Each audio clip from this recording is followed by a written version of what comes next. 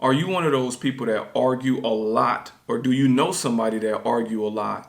If so, this is the perfect video for you. I'm going to show you how you can argue a lot less with people by being understood. My name is Cyrus Ausar, and my mission is to embody the emotion of overcoming. I believe we all fight battles we hide from the world. My objective is to help you win those battles through perspective. Stay tuned. What I came to realize is this. Oftentimes an argument will happen just because you and that person have different definitions of something. I've gotten to arguments or debates rather with family members, and we're going back and forth, back and forth, back and forth. And then I looked at them and said, well, what is your definition of that? Like, let's take it to a basic level. A basic level. Let's talk about basketball. Somebody can say LeBron James is terrible. And I'm like, what are you talking about? Like, what is your definition of terrible? Well, I think my definition of terrible is not shooting 40% from the three-point line. Like, I don't agree with that, but okay. If that is your definition, then you are correct under that. And it can go a little bit deeper. I'm trying to cover the surface stuff. But when you look at family things, when you say somebody misbehaved, this person don't know how to act, this person don't know how to treat people, this person, whatever it may be, you have to look at, is that your definition or is that the general definition?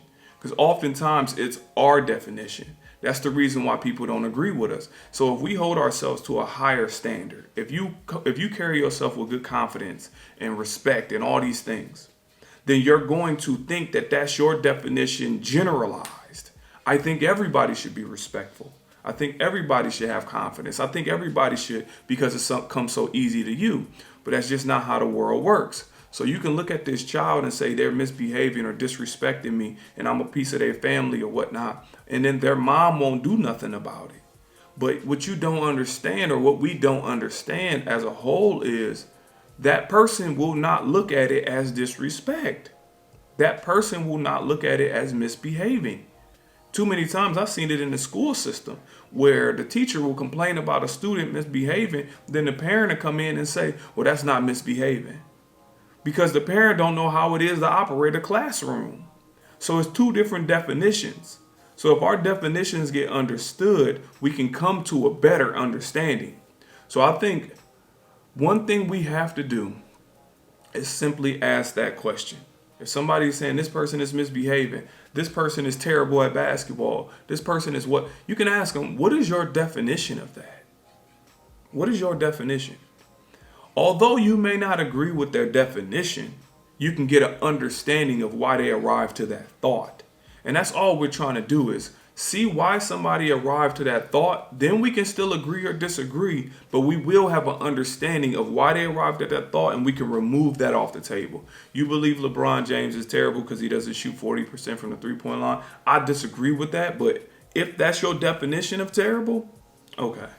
Same thing with the classroom. If a parent show up and they say your child is misbehaving and you just go off the handle, at least ask them, what is misbehaving? What is your definition? Then you can get a breakdown. Your child is not listening.